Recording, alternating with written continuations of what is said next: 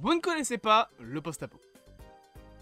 Voilà, je viens d'insulter l'équivalent de la population d'un village français, mais pour la plupart d'entre vous, je dis pas tout, hein, bien évidemment, je pense qu'une partie d'entre vous sont un peu plus, peut-être à cheval sur les différences. Vous avez vu mon t-shirt Silent Hill?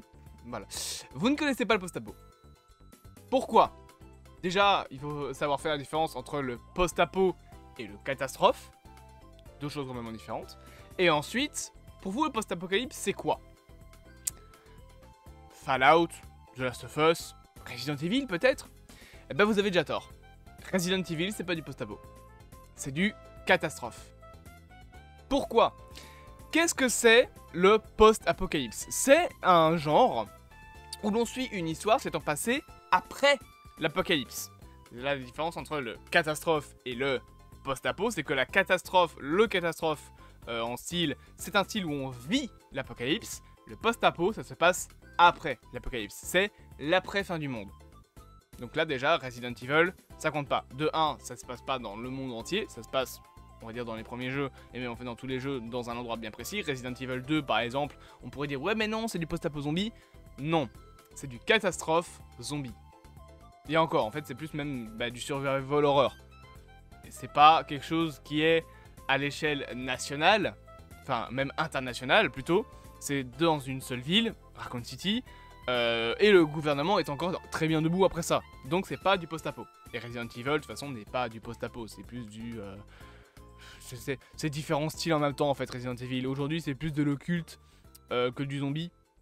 Même si t'as encore la petite couche de virus G, virus T et de Umbrella Corp. Resident Evil 7 et 8, c'est plus vraiment du zombie.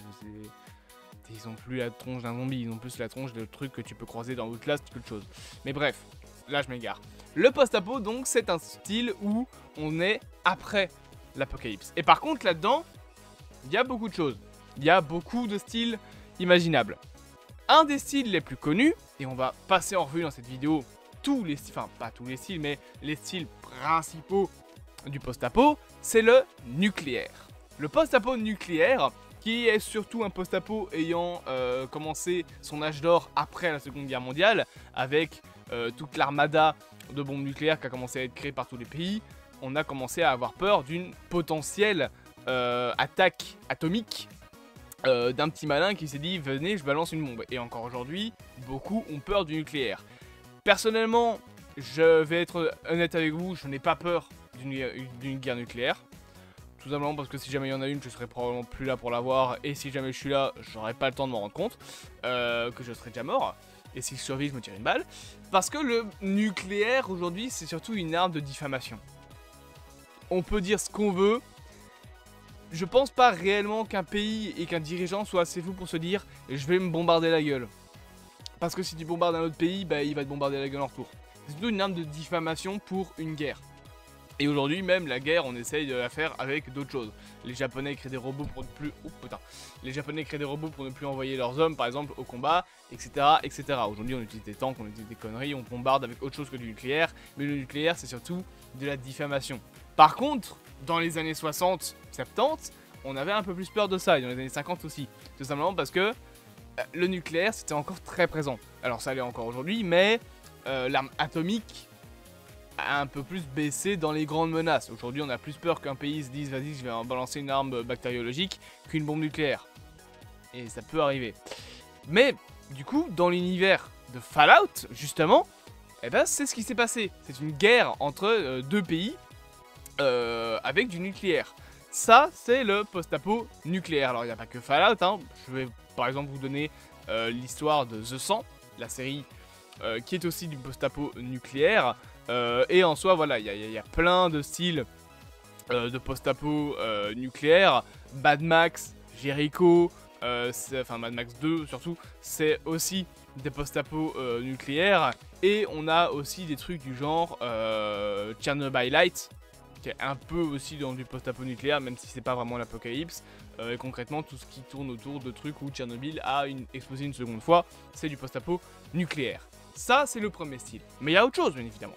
Il y a aussi le post-apo naturel. Et là, c'est un peu plus compliqué de faire la différence. Parce que, qu'est-ce qui différencie le post-apo naturel, du post-apo bactériologique et de son sous-genre, le post-apo zombie.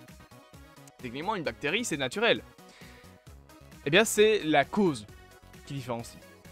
Les deux exemples que je vais vous donner pour vous montrer la différence, c'est Snowpiercer, où c'est une nouvelle ère glaciaire qui a mis la fin au monde, qui a fait l'apocalypse, et bien évidemment, ce petit jeu du nom de Tokyo Jungle. Alors, je me rappelle plus de la cause, je pense que la cause c'était la nature qui reprenait le dessus sur l'humanité, et je vous avoue que c'est un peu compliqué de trouver des infos sur ce jeu, parce que je pense que peu d'entre vous vont comprendre Tokyo Jungle, enfin vont même connaître Tokyo Jungle, mais c'est un jeu que j'ai fumé, vraiment je l'ai fumé sur la PlayStation 3. Oui, ça date de PlayStation 3, c'est pour ça que je dis que c'est vieux et qu'il n'y a plus beaucoup d'informations dessus. C'est pas quelque chose de très connu en plus, mais c'est un jeu où vous contrôliez un animal dans un monde où l'animal a repris le dessus sur, et même la nature en fait, a repris le dessus sur l'humanité. Ça, c'est le post-apo naturel, c'est des conséquences de la nature qui ont causé la destruction.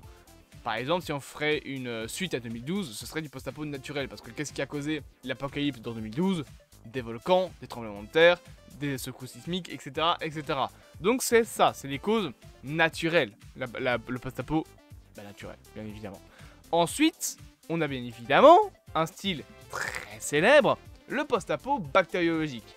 Là-dedans, on a par exemple The Last of Us, où on a donc un virus qui infecte les humains, c'est même plus un champignon, donc c'est quelque chose de biologique. Et on a également Dying Light avec aussi ce côté d'infecté.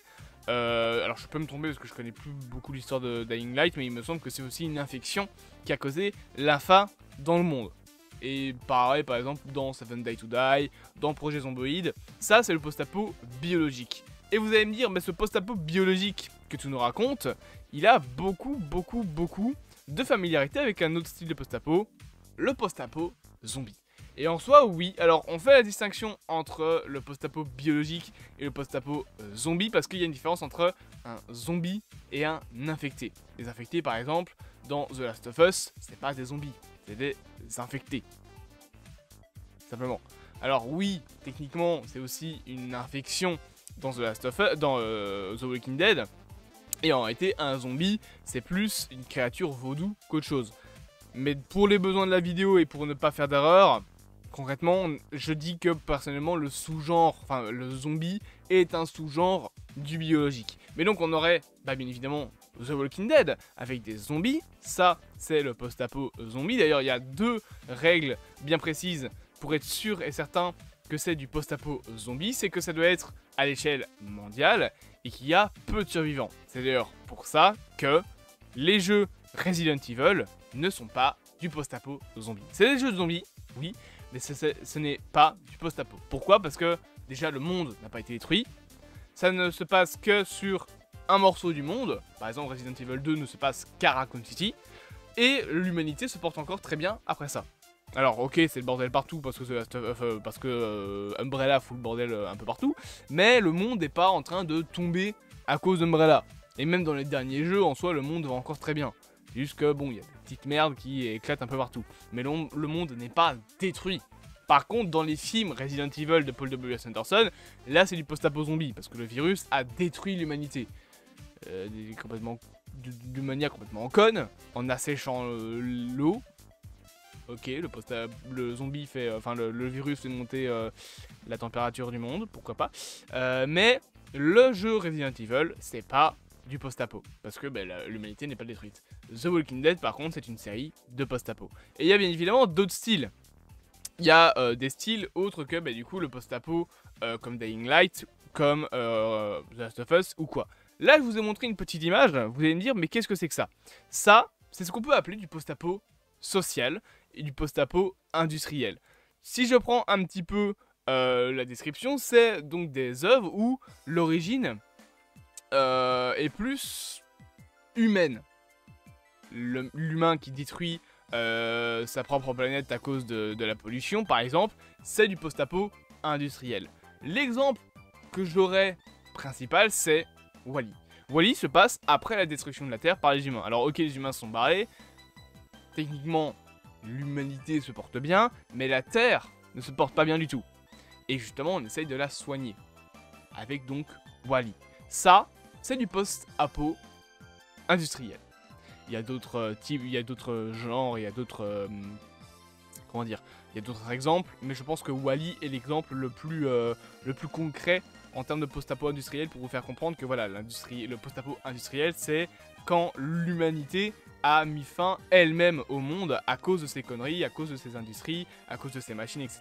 Et que bah, la Terre, en fait, est plus malade qu'autre chose. Wall-E est un excellent, une excellente manière de parler un petit peu du post-apo industriel. On a aussi le post-apo social, notamment qui parle par exemple de la fin des ressources sur Terre, etc. Et l'un des exemples que je pourrais, dont je pourrais vous parler, alors attendez, faut que je retrouve dans mes images, où est-ce qu'il est? Je ne l'ai plus, je ne l'ai plus, oh je ne l'ai plus, bah je ne l'ai plus, mais je sais pas si j'ai l'image sur mon bureau, normalement je l'ai, ah voilà il est là, je vais vous la mettre là. Le post-apo social, l'exemple que je vais vous donner c'est les derniers fils, enfin le dernier fils, non c'est les derniers fils de l'homme. Un monde où l'humanité n'est plus en capacité de se reproduire, et un jour... Alors que d'un côté, t'as le dernier humain à avoir 18 ans qui meurt brutalement. C'est déjà un problème, ça met toute l'humanité en moi. Et dans le même jour, une femme tombe enceinte. Ça n'était plus arrivé depuis 20 ans. Ça, c'est le post-apo social. La destruction de la société. Et les derniers fils de l'homme est l'exemple le plus concret pour moi. Mais il y a d'autres styles de post-apo. Bien évidemment, je pourrais vous parler, par exemple, je n'ai de nouveau plus mon image, je pense, je vais me mettre là-dessus et vous montrer. Je pourrais vous parler du post-apo qu'on appelle le post-apo synthétique. L'exemple le plus concret, je pense que vous l'avez compris avec l'image que je suis en train de mettre sur l'écran, c'est Terminator 2. La scène d'intro de Terminator 2, où on voit Skynet qui a détruit l'humanité. Ça, c'est du post-apo de la singularité technologique. On pourrait également citer Matrix, qui est aussi un post-apo de singularité technologique, étant donné que c'est la matrice qui a pris le contrôle de l'humanité. Donc Terminator et Matrix, je vais y arriver, ce sont des post-apo de singularité technologique. Ça, c'est pour les types de post-apo qui sont connus. Mais quand je disais que vous ne connaissiez pas spécialement le post-apo, c'est tout simplement parce que c'est pas les seuls. Il y a des post-apo que vous ne connaissez probablement pas, des styles de post-apo que vous ne connaissez probablement pas, tout simplement parce qu'ils ne sont pas beaucoup utilisés. Je vous ai parlé de Tokyo Jungle au début de la vidéo, je suis sûr que les 3 quarts d'entre vous ne connaissez même pas le jeu. Mais il y a d'autres choses. Vous connaissez le règne du feu? Le règne du feu, c'est du post-apo dragon. Complètement. Du post-apo d'Apocalypse Dragon.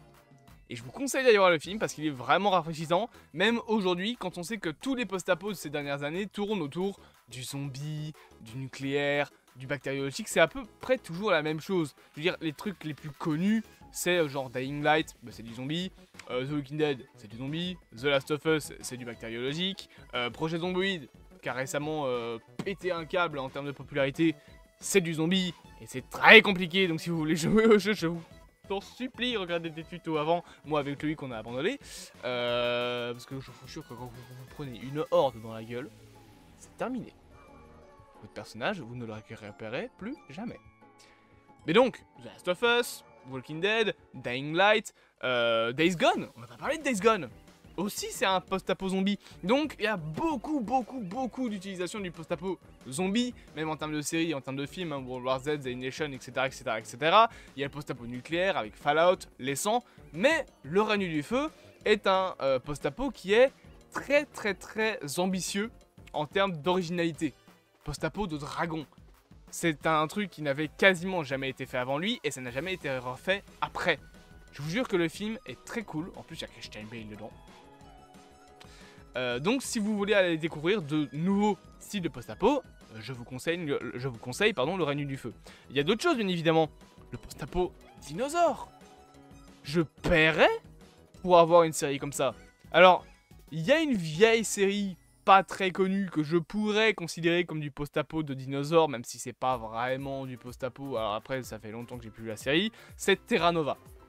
Mais c'est pas vraiment du post-apo, c'est surtout une histoire de voyage dans le temps pour aller retrouver des dinosaures. C'est un peu compliqué, mais je tuerais pour avoir un jeu vidéo de post-apocalypse dinosaures, en mode Jurassic World 3 si ça avait très mal tourné. Qui ne paierait pas pour ça? Ce serait incroyable. Mais bien évidemment, il y a d'autres styles aussi. Le post-apo insectoïde, avec des créatures qui sont des insectes. Ça, l'exemple parfait, c'est Love and Monster. Voilà, série, il me semble, sur Netflix. Je vous conseille de la regarder. Il y a aussi le post-apo Lovecraftien. Là, je vous ai parlé de Terminator, mais cette image-là, c'est un jeu qui s'appelle The Thinking City, qui est un jeu post-apo et qui s'inspire beaucoup des mythes de Lovecraft. Osez me dire que si demain on vous propose un jeu post-apo où l'ennemi final c'est le putain de Cthulhu, vous n'achèteriez pas ce jeu. Salut, c'est Zaylog du montage. On peut aussi d'ailleurs un peu plus parler de post-apo de style Lovecraftien ou avec des grosses créatures, si on parlerait par exemple d'un post-apo qui se passerait après les événements de The Mist. Je vous ai déjà parlé du bouquin que je suis en train d'écrire, Nowhere, et bien techniquement Nowhere c'est du post-apo Lovecraftien. Les créatures que j'ai imaginées sont des robots et des créatures inspirées notamment des créatures de The Mist et de Lovecraft. C'est pas du zombie, et pourtant c'est du post-apo qui serait intéressant. L'un des post-apo qui a inspiré par exemple Nowhere, c'est les jeux Horizon. Le post-apo est beaucoup plus diversifié que ce que vous ne pouvez le penser. Je pense que là, rien que dans cette vidéo, vous avez appris l'existence du règne du feu, du post-apo dinosaure, de Tokyo Jungle, et probablement de The Thinking City. Il y a des trucs que vous ne deviez pas connaître, j'en suis sûr et certain. Peut-être même que certains d'entre vous ne connaissaient pas la série The 100, peut-être que certains d'entre vous ne connaissaient pas Days Gone ou Project Zomboid. Il y a beaucoup plus de styles dans le post-apo que vous ne pouvez l'imaginer. Et encore, dans cette vidéo, il y en a certains que je n'ai pas dit, il y en a certains où j'ai dit un peu trop, il y en a certains où j'ai pas donné beaucoup d'exemples, mais c'est pour vous donner une ouverture, une porte, pour pouvoir aller ensuite regarder par vous-même, vous en renseigner un petit peu plus sur le genre du post-apo. Ce que je vous conseille vraiment de faire, vous allez découvrir qu'en fait, il y a beaucoup de styles que vous ne connaissez pas. J'espère donc que cette vidéo vous aura plu. Bien évidemment, n'hésitez pas à vous abonner, à partager, à liker et à commenter.